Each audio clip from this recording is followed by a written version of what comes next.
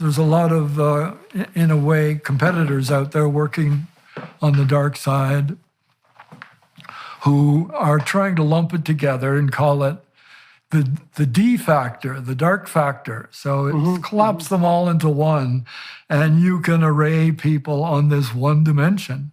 That never appealed to me. I think it's a lot more interesting to break things into their components. But how intercorrelated are the four scales on average? And can you extract out a single factor? How much of the variance does that factor account for?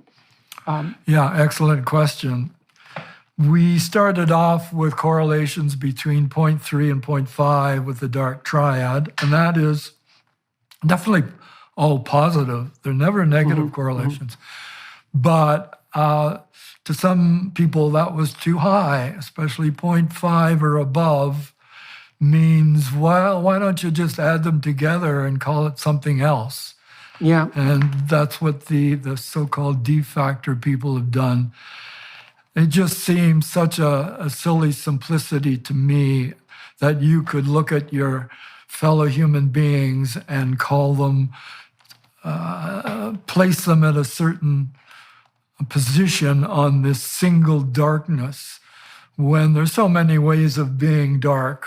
There might be one way of being a good person, but there's many ways of being dark is the approach that we took.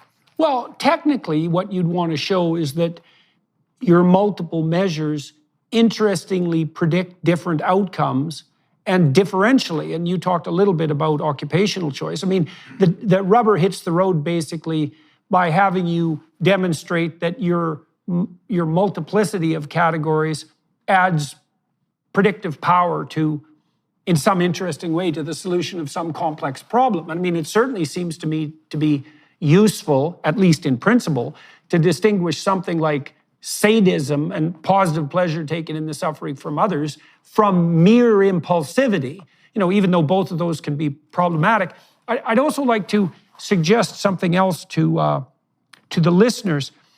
We might ask ourselves, why in some fundamental sense are these behaviors, these dark tetrad behaviors, properly regarded as pathological?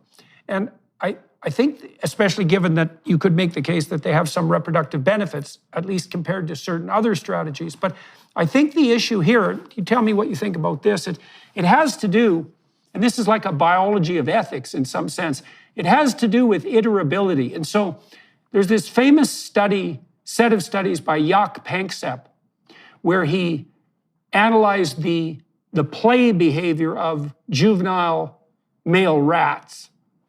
And what he showed was that if you put two juvenile rats together and one outweighs the other by 10%, there's about a 90% probability that the bigger rat can pin the smaller rat.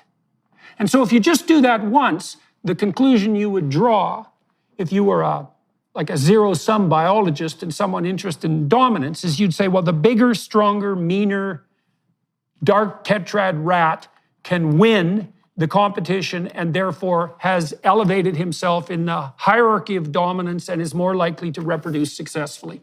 But Panksepp, being a bit of a genius, knew that rats lived in social communities and had iterated interactions with one another. And so you don't play with another rat if you're a young rat only once, you play with them repeatedly. And so Panksepp paired them repeatedly, and what he showed was the second time you put the rats together, the little rat had to invite the big rat to play. And mammals have a characteristic strategy for play invitation. You can see that in dogs. They sort of bounce. And so do kids, and so do sheep. Like, it's extremely widespread among mammals. And so the little rat had to ask the big rat to play, and the big rat would deign to play. But if you paired them together repeatedly, if the big rat didn't let the little rat win at least 30% of the time, the little rat would stop playing. And so I thought it was an unbelievably profound set of studies because it indicated that there was an emergent ethos that was intrinsic to repeated trades.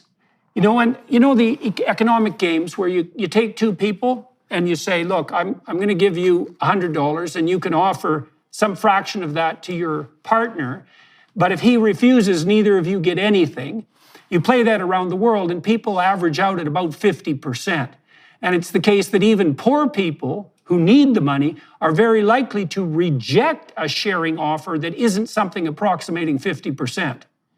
And you might say, well, that's preposterous, because why not just take the money and leave?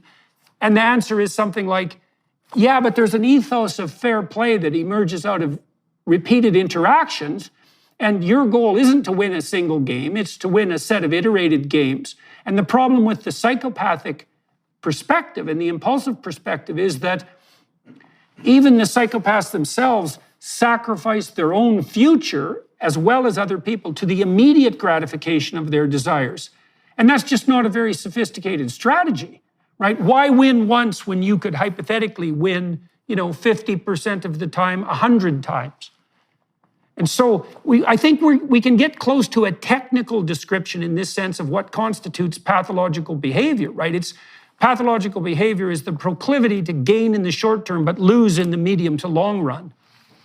Yeah, I've thought about this in terms of the winner in animal groups, the alpha male, so to speak, is usually the meanest, nastiest of the group. And in human groups, the meanest, nastiest doesn't rise to the top. You have to have allies. So alliance building is an important component of success in human societies. Not so much, it is apparently in chimpanzees, but it's really important. You get to the top if you can link, associate, and get friends, get allies to help you in getting to the top. Well, Franz de Waal in his work has demonstrated quite clearly that